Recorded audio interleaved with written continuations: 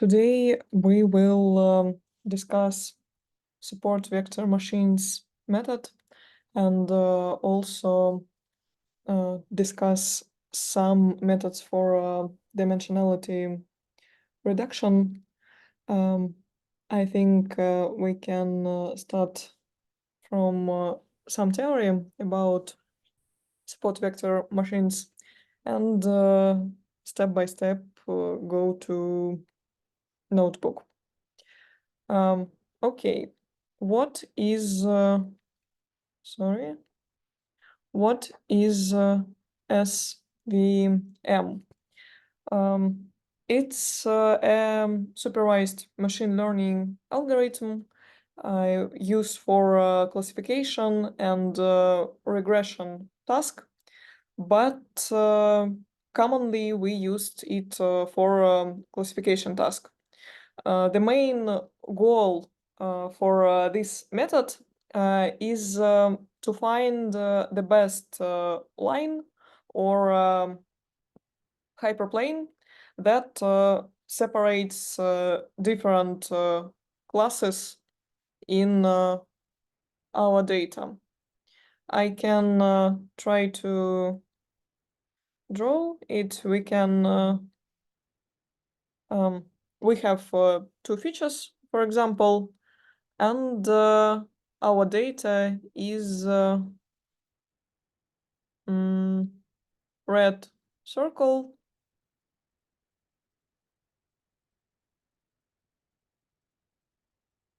and blue squared.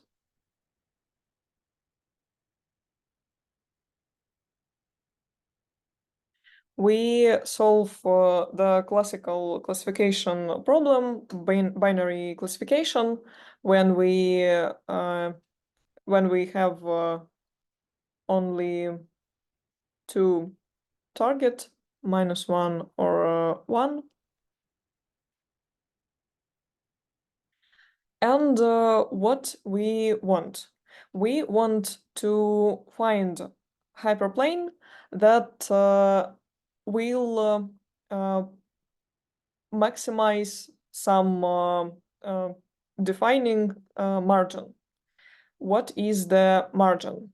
For example, we have draw line and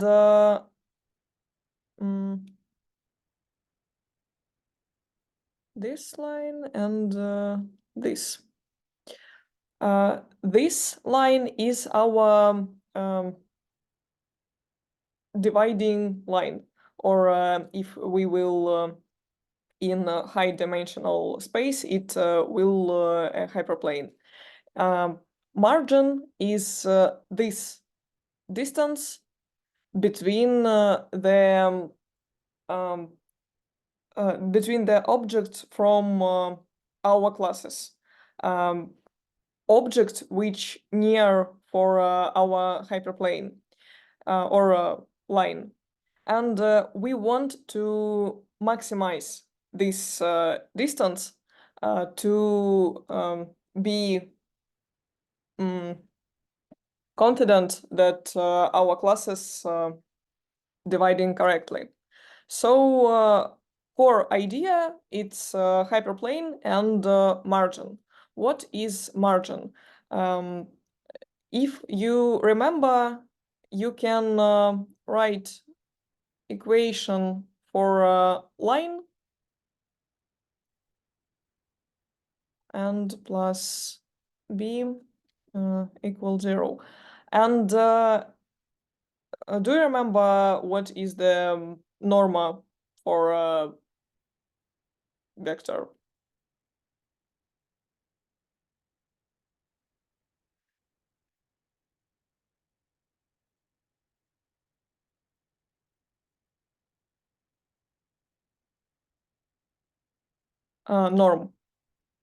Norm of vector.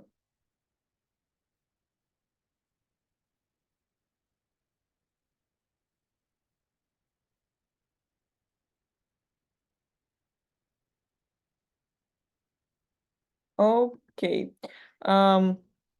We know that in this expression, x1 and x2 are the coordinates features of our data point. Weight 1 and weight 2 are the weights of the line, and B is dBs. And if we want to define norm, is weight 1 and weight 2 vectors. It's right square. If we in higher dimensions, this becomes weight x plus b 0, and we means that weight is a vector of our weights and x is a vector of input features. And margin we can write like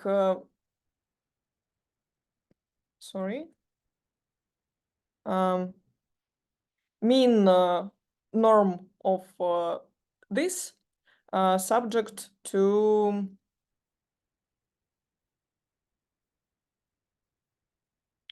y weight xe plus b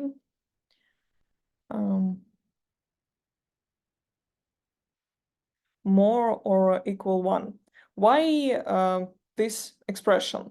If you see this target and this target, you can understand that if your answer, your prediction is right, sign of this expression will plus, because if target is 1 and you predicted 1 multiply 1, it's positive sign. If you predicted 1, but your target is -1, you get negative sign, and it will means that your predicted is incorrect. So for margin for this case is 1 divide on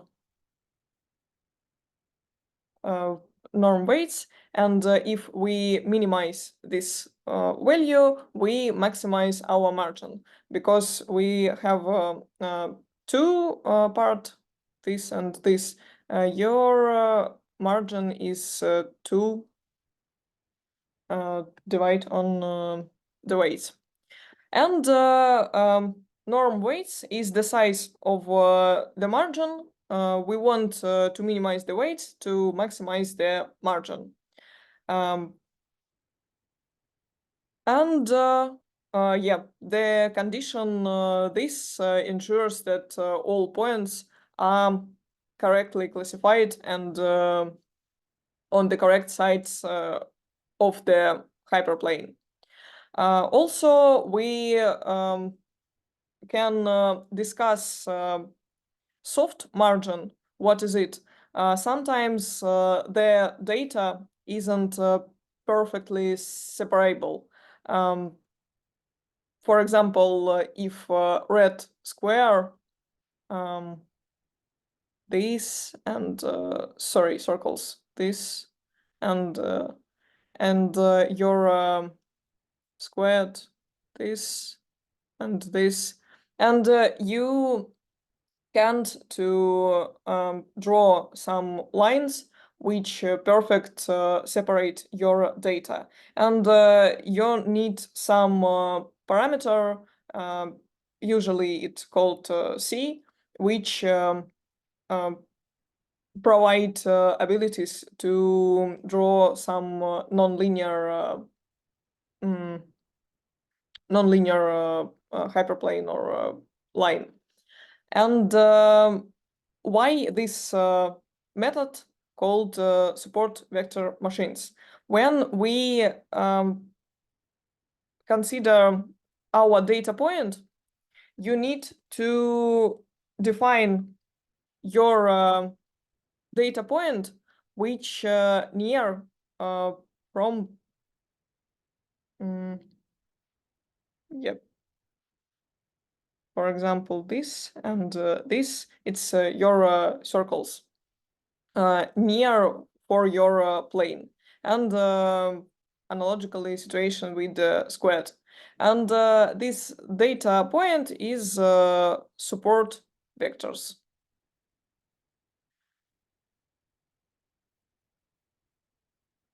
Why is it good if you add some data for your data set?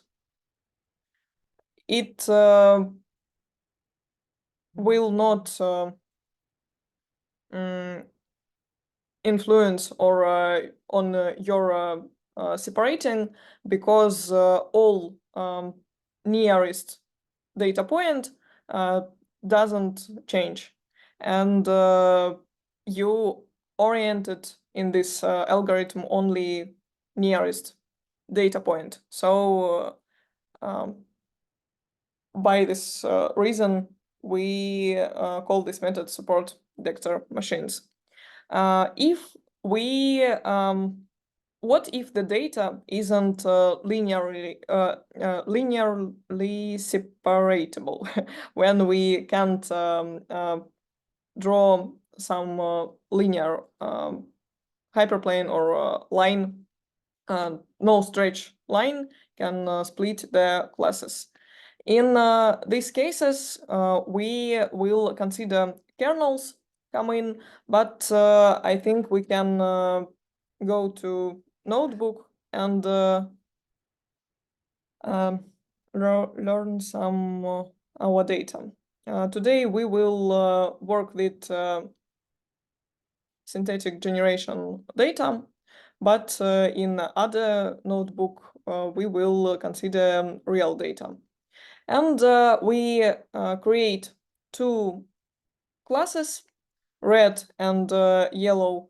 We want to classificate this data.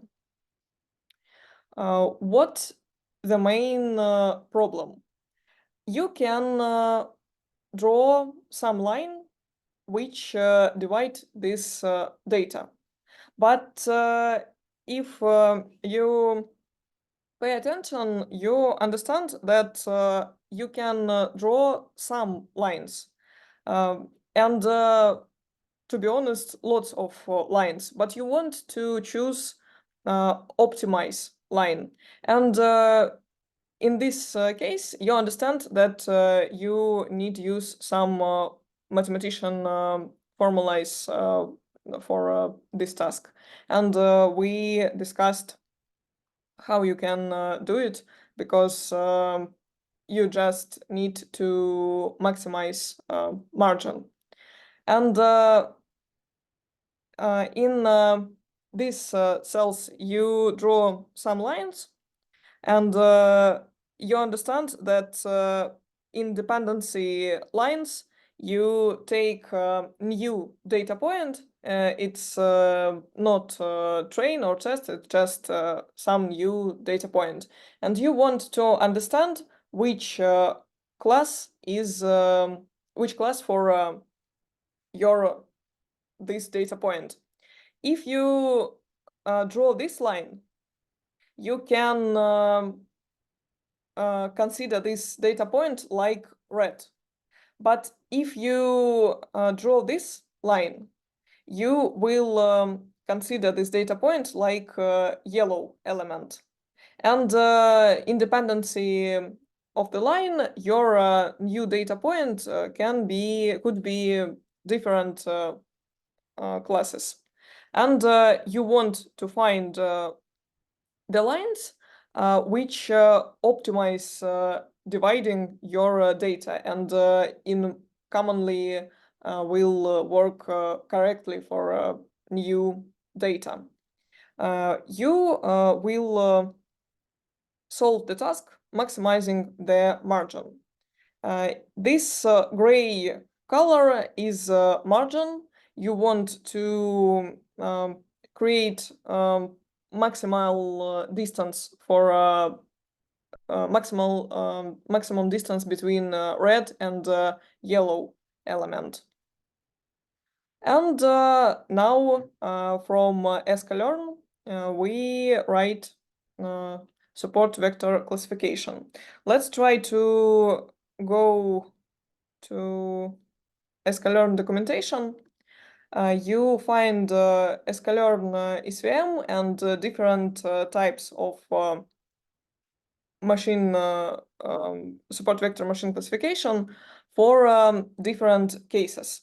For example, I think commonly is just support vector classification, where you can choose parameters, kernel, but if you have linear data, next part we will discuss what is the kernel. But if you have linear data, you can use linear support vector classification, and it will work faster and more effectively for linear data set. So you can read about parameters for this function, and also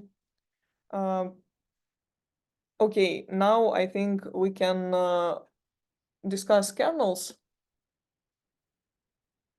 No, below. Okay. Right, support vector classification, kernel linear, and C is parameter soft margin. We discussed it. Some function for visualization, and in this image you can see support vectors. Is data nearest for your lines, and is yeah support because you're dividing for your data, explaining by this data point. And also in sklearn you have coordinates for these vectors. You can see which vectors we consider like support vectors.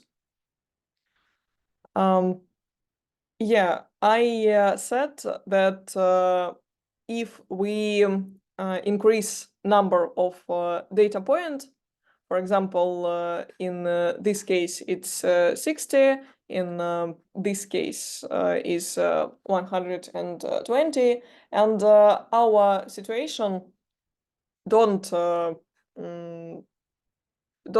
our situation doesn't change, because we have a specific support element, and increasing data doesn't change our classification.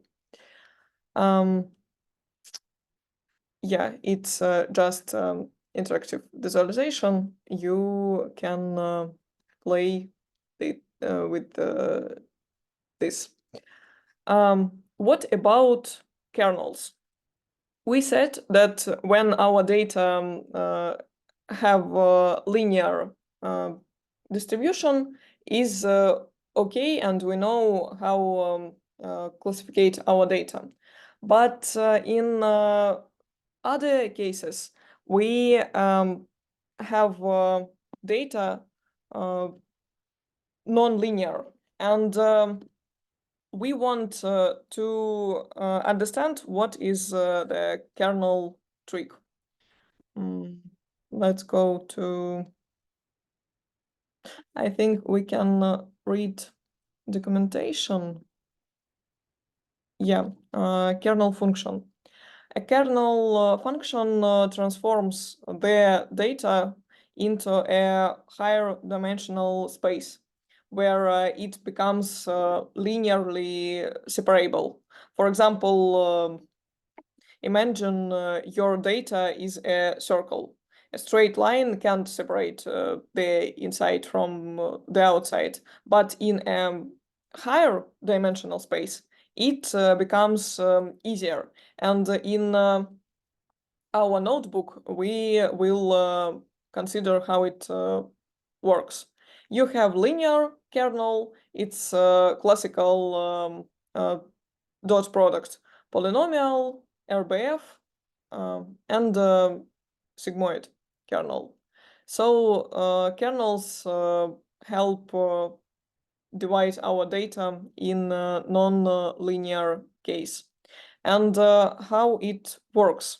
For example, your data is a circle, and you understand that you can't divide it straight line.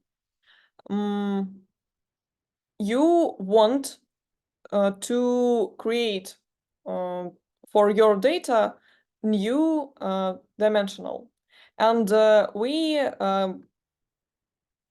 in this expression you create a new feature for your data, and this feature can help you to divide your data in highly highly space. And kernel works the same method. If we consider more detail what means every kernel, linear kernel used, then the data can be separated by straight lines. It's the classical case. Polynomial kernel transforms the data into a higher degree polynomial space to separate classes that aren't linearly separable. RBF, it's the radial basis function, and this is one of the most commonly used kernels, to be honest. It maps the data into infinity dimensional space, and is great for more complex data. And sigmoid kernel, similar to a neural network activation function, we will discuss it in the next lessons, but I think less common than radial basis function. But the main concept, the kernel trick, allows support vector machines to efficiently compute in height dimensions without explicitly transforming the data, which would be computationally expensive. And let's try to RBF. It looks like this. You see, see that we draw some lines which divides our data.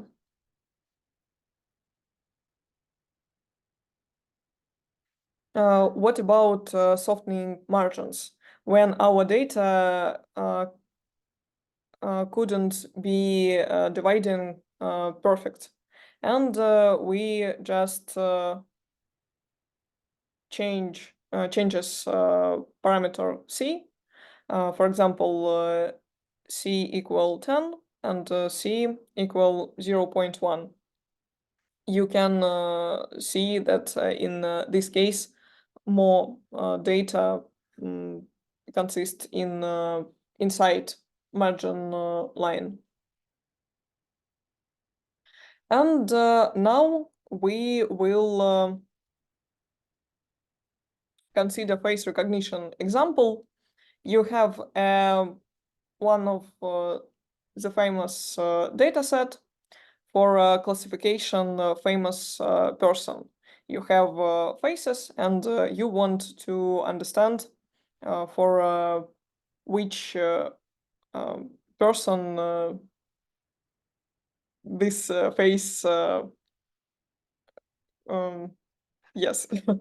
For example, George Bush, Tony Blair, and other.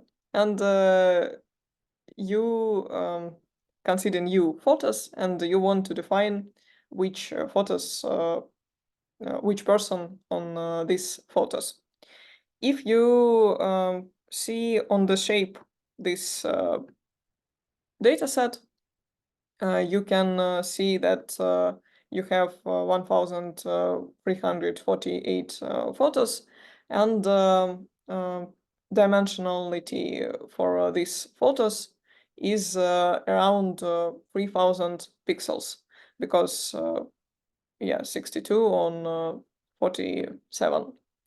And 3,000 pixels is really big for visualization, for computational, for mm, for all cases. And you want to reduce dimensional for your dataset. In next part our lesson, we can more detail discuss what is the principal component analysis, because is the one of the common linear method for reduction dimensionality. But now let's try to imagine that you have lots of data features, and you want to decrease this amount, and you want to go to space with less dimensionality. And principal component analysis, it methods for this task. I can see, I can show you. For example, you have data cloud.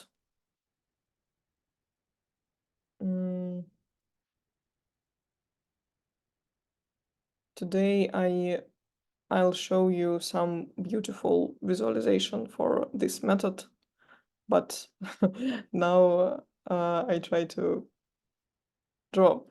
It's your data point, and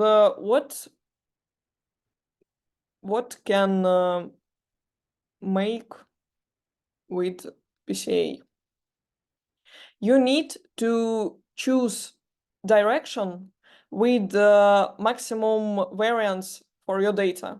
For example, this direction has maximum variance, because for this axis, variance of your data is maximal. But for this dimension, you also have really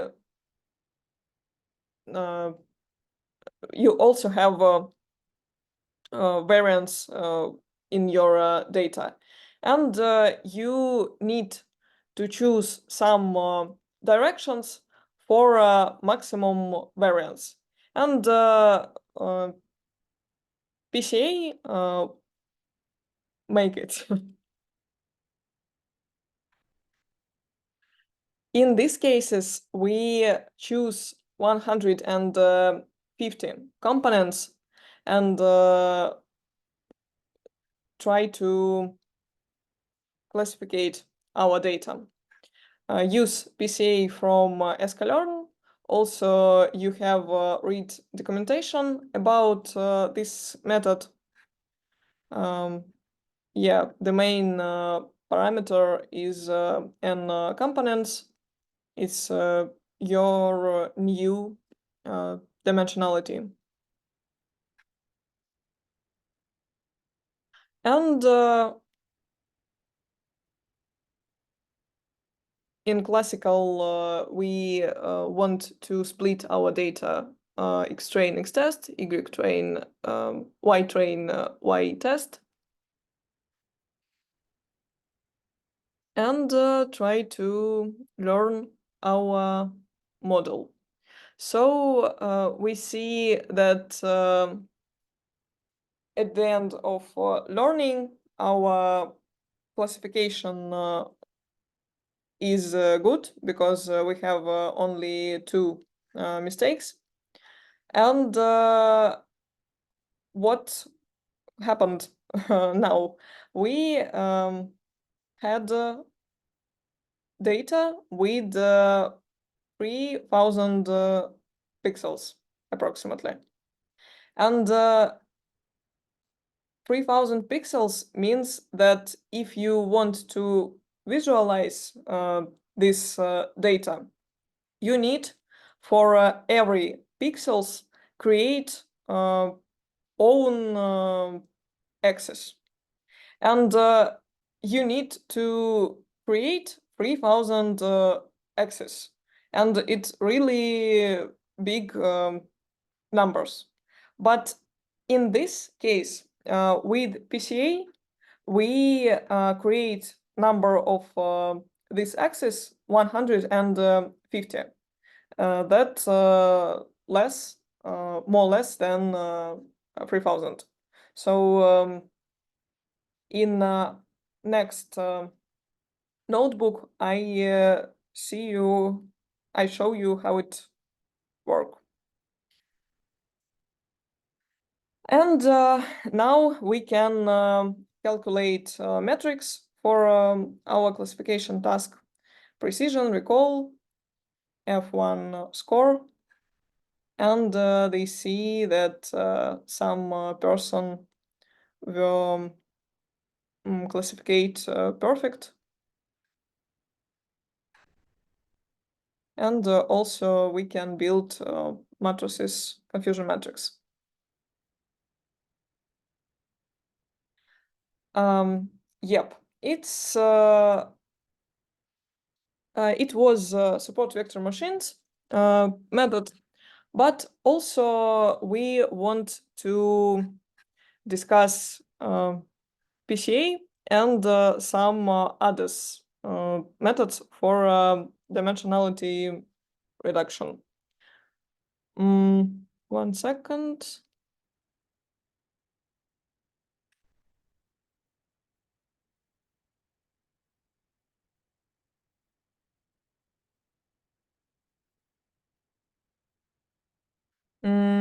Okay, I think we can go to draw.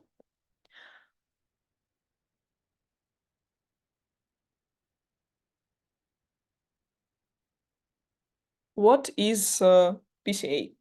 Principal component analysis is a really powerful technique used for dimensionality reduction and finding some important patterns in high dimensional data.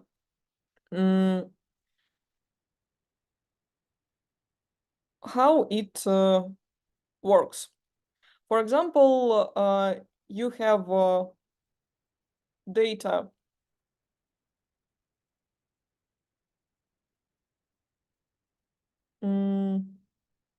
for example,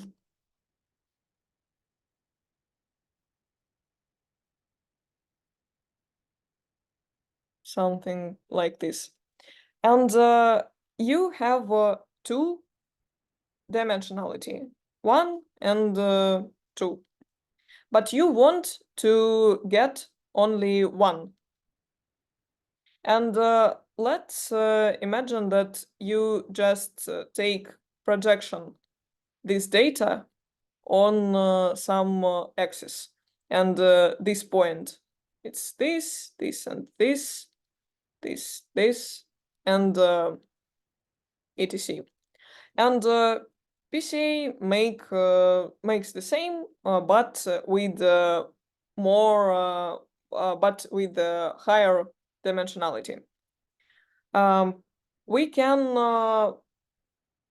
discuss some mathematical theory about this method.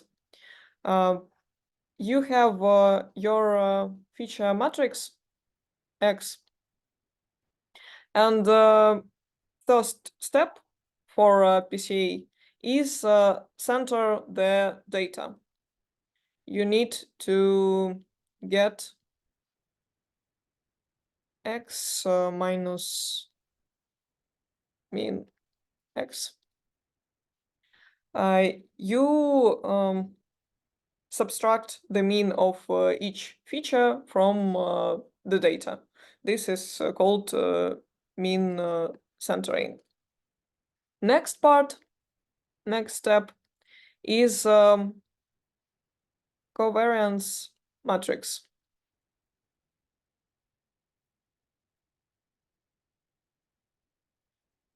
Um,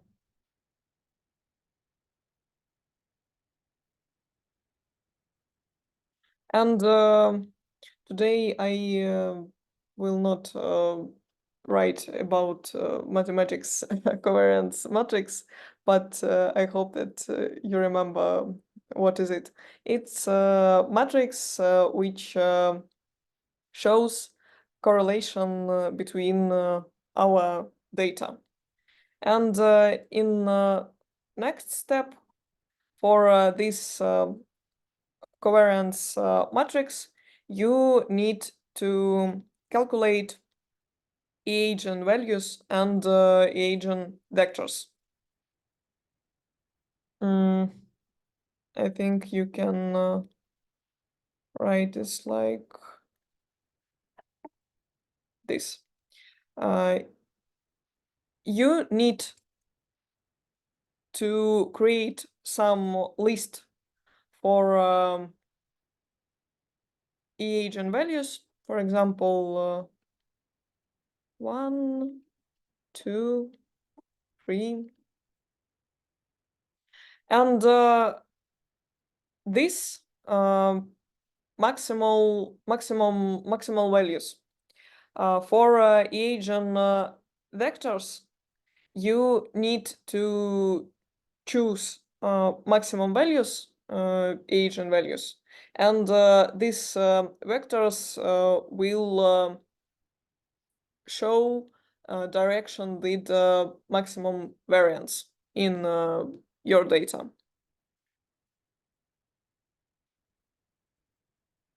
You need just to define eigenvectors for your eigenvalues and etc. And next step, you just project the data. For example, in your data was 100 features, and you want to new space with I don't know 2 features, and x after PCA equal x cent multiply matrix with your eigen vectors.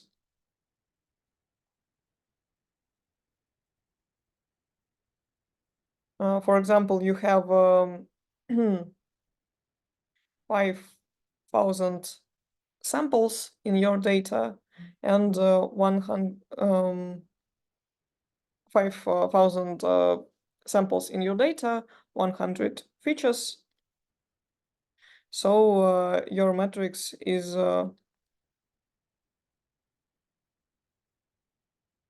100 on 2, where 2 is number of eigen vectors. And approximately so works PCA. Do you understand it?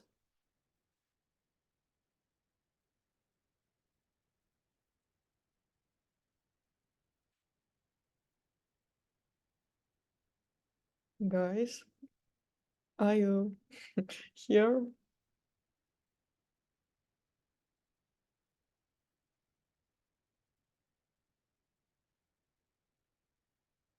Uh, okay. Now I think we can see next notebook for PCA analysis. In first part of this notebook, we create some synthetic data, and you see that we have only two dimensionality. We want to 1 second. Yeah, in PCA methods, we choose number of n components 2. And also in sklearn, we can see coordinates for this component, and also explained variants for this components. These vectors show directions with maximal variance in our data. And for visualization PCA method, we can see this image. You have blue data, and after PCA, when we choose n components 1, so we had dimensionality, and we want to decrease our dimensionality 1. And this orange color shows transformed data after PCA. Now we will work with handwritten digits. It's a real data set with digits. And now we will work with 8 to 8 pixels images. So it's 64 dimensionality, because we discussed that for every pixels, for every images, we need to create some new access for analyzing. And in our cases, we want project from 64 to 2 dimensions. Let's try to visualize our data. You see that all numbers from your dataset is here, and your 64 dimensions you can see in 2-dimension view. In our dataset, digits 0 to 9, and every digit has some color for this visualization data point.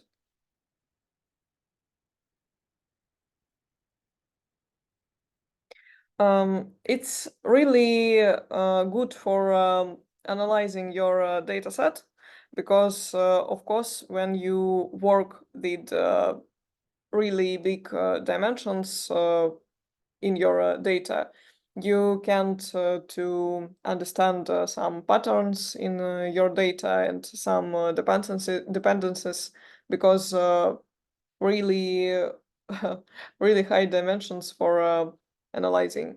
And PCA can mm, allow you do it.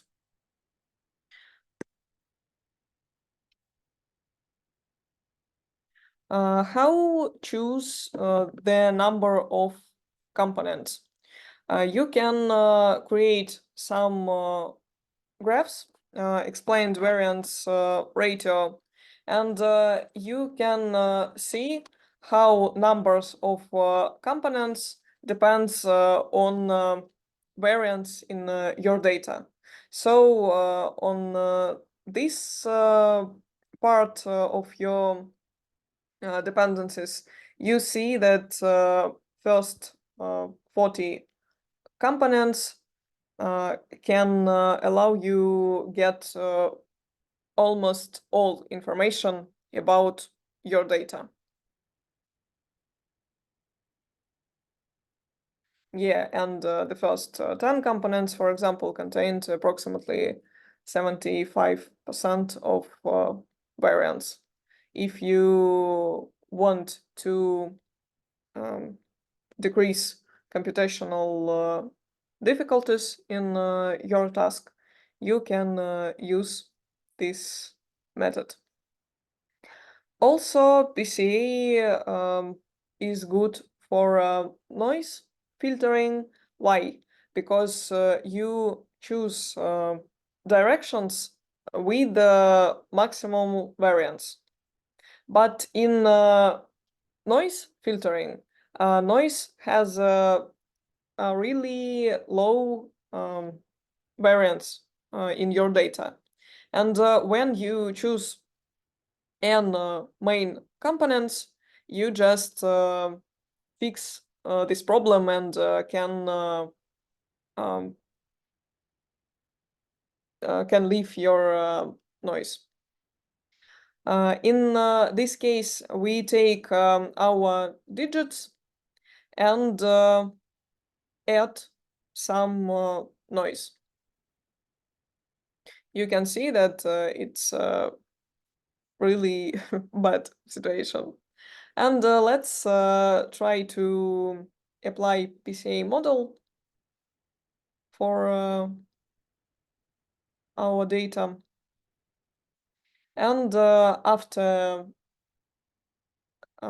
transform data with noisy, we see that digits become more clearly, and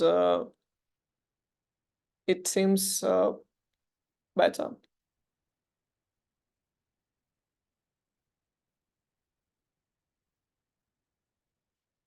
In this part of our notebook, we also work with face dataset from previous notebook, but in previous notebook we wanted to solve classification problem.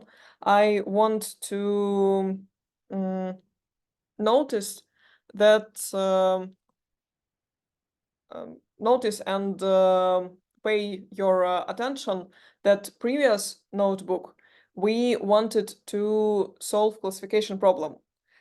First step, we decrease our dimensions, and the second step, we used support vector machines for classification, because we decreasing dimensionality for our data and just use some classification method.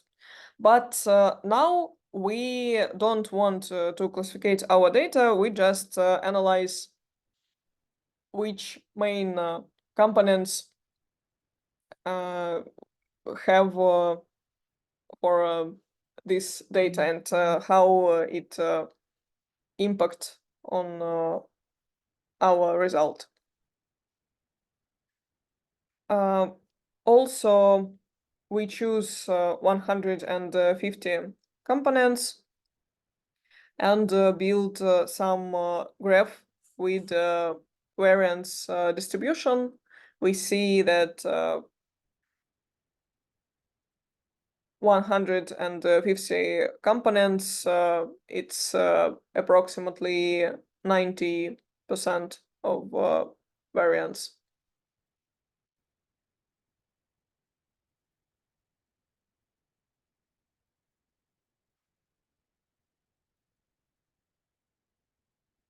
I think for this notebook is okay. Do you have some questions about SVM or PCA?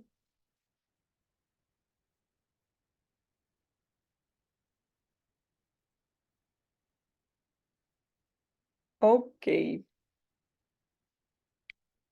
Um, I think we can discuss some methods for dimensionality reduction. Is TSNE and UMAP. We will not consider mathematics, I think, but shortly explanation I try to give you. TSNE and UMAP.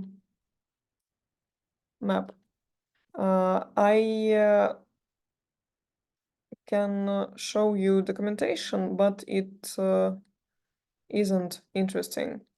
We have really beautiful visualization for UMAP and PCA methods. I try to show you 1 second. Yep. You have a data set with digits. Do you remember in here? And UMAP give you abilities to visualize your data and decreasing some dimensions for your data. And if you see on cloud data, you see that it's specific digits for every cloud. 5, 2. Of course, we have some mistakes, but it's really good classification and visualization for our digits. And let's try to discuss how works this method. What is TSNE? Is a technique for dimensionality reduction that helps us visualize high-dimensional data by projecting it into 2D or 3D. And the goal of TSNE is to keep similar points close together, and the similar points far apart when reducing dimensions. For example, if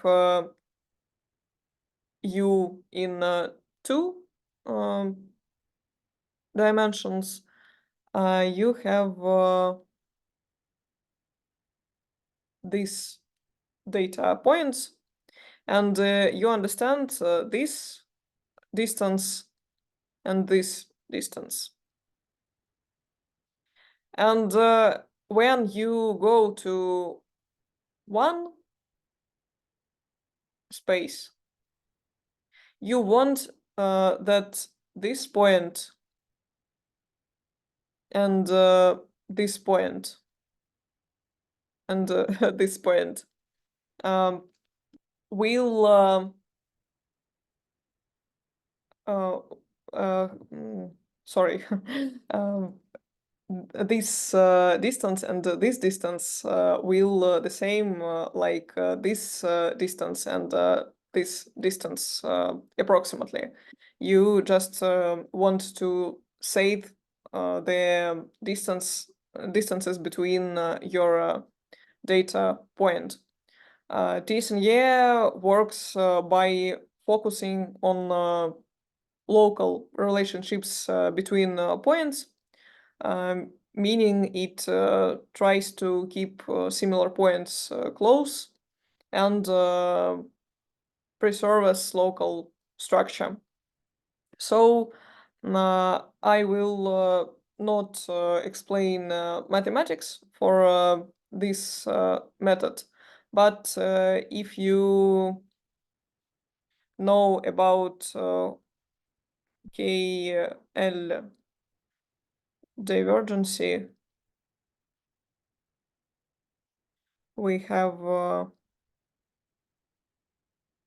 some data distribution, and we want um, tries to minimize the difference between these two probability distributions, high dimensional and low dimensional, using a method KL divergency. So this and yeah minimize these differences. And if we talk about where is TSNE used, usually is data visualization and clustering problem. Data visualization is great for exploring your data, like images, text embeddings, or even data. And clustering, for example, what's the difference between clustering and classification problem? In classification problem, you know targets for your data, but in clustering problems, you don't have targets for your data, and for this problem, TSNE helps visually identify clusters of similar data point. So UMAP is another method for dimensionality reduction, similar to TSNE, but it focuses more on preserving both local and global structure. It's faster than TSNE and often gives a better result in terms of preserving the overall shape of the data. If we talk about mathematics, UMAP is based on concepts from topology, spaces, and graph theory, but we will not consider in this lesson. I want to show you some notebook about comparing these three methods. We have PCA, TSNE, and UMAP. Clustering techniques is K-means. What is K-means? When you have a data point,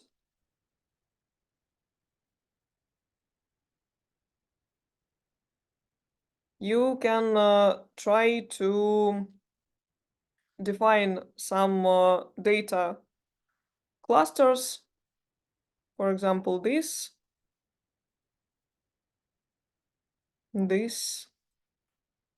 and this. And in this case, k equal 3 because we define 3 clusters. And you need to calculate distance between data point and this central between your central data point and other data points, and calculate this distance for every central data point.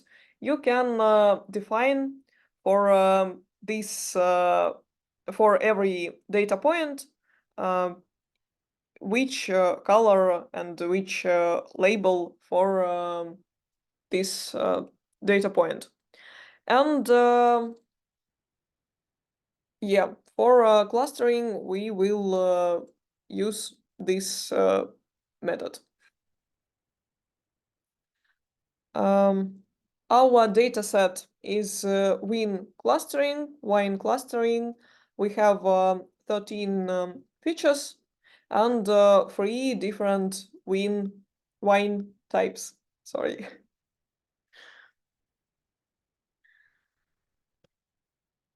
First, we will consider PCA and 2 components. So we had 13 features, and we want to go to 2-dimension space.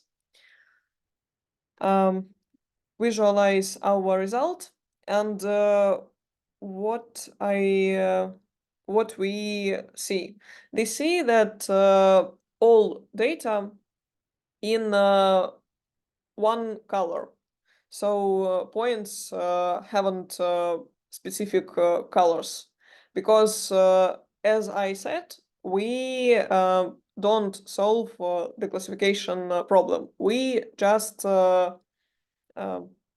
decrease our dimensions, and next we want to classificate our data, clustering our data, because for this visualization we can define some clusters in our data.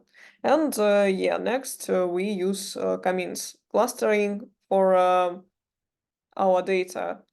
You can see how it looks like. 3 types of our wine, red, blue, and green. And with PCA, we understood all dividing for our data. It is my favorite visualization for PCA because it's very interactive, and you have move your graph and discover your data.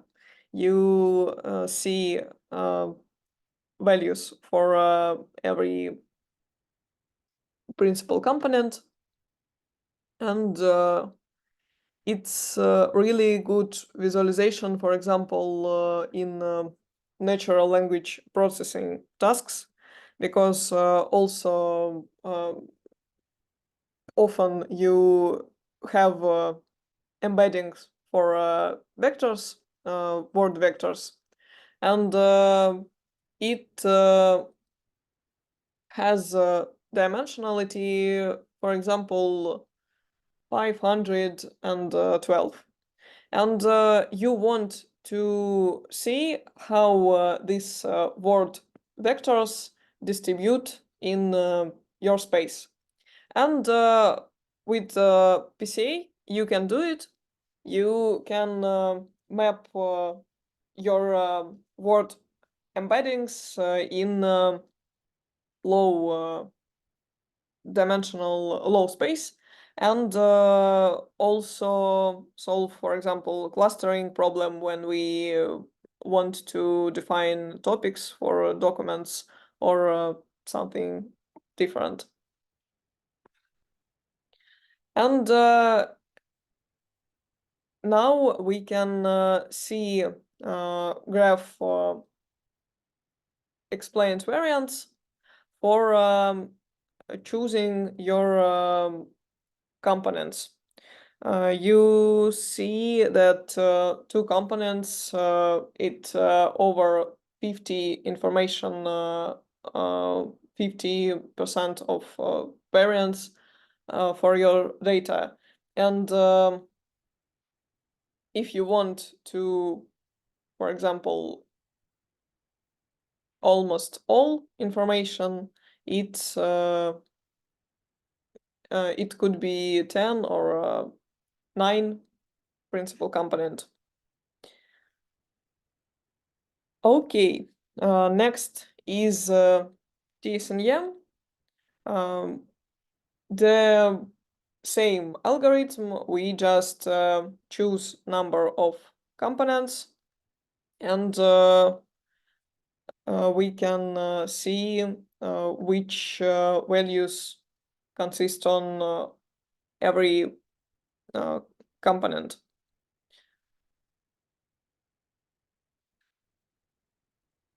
Visualization like in the same in PCA, and my favorite interactive visualization. And next is UMAP.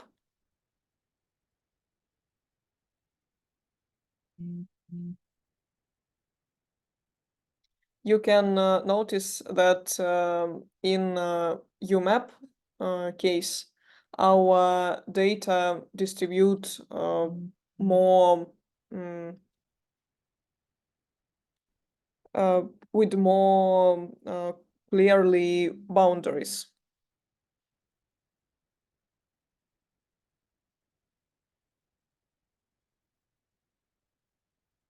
And also for UMAP, we have interesting visualization because, as I said, inside UMAP is graph, and this visualization can show you connected graph between your data.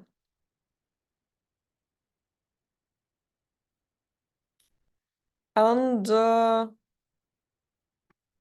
in the end of our lesson, I want to show you beautiful visualization for UMAP and TSNM.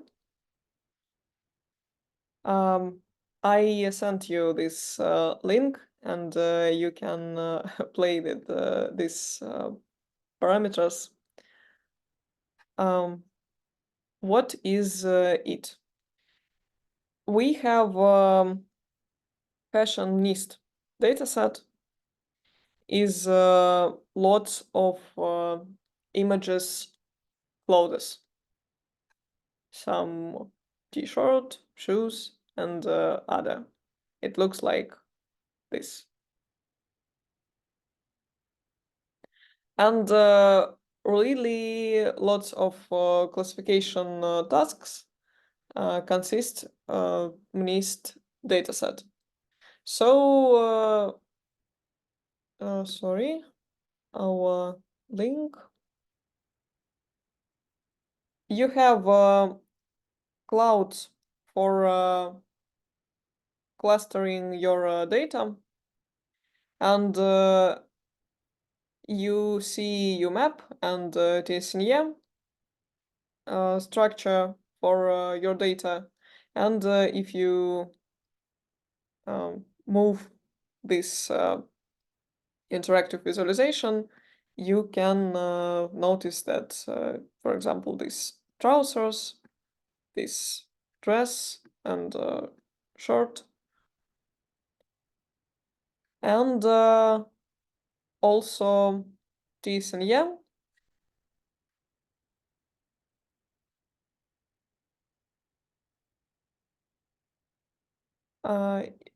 As I said, you can pay your attention that in UMAP case, we get more clearly clouds, more clearly boundaries for our data clusters. And next, you also can see this data and free data with mammons and how it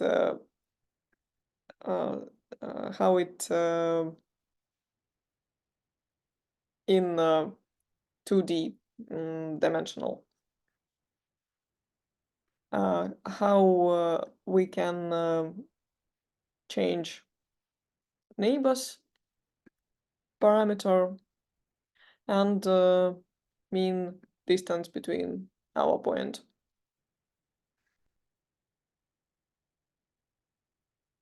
And also comparing between TSNE and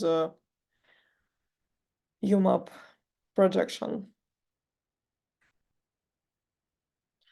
Okay, I sent you this link and some others in useful materials. Thank you for lesson. Have a nice evening.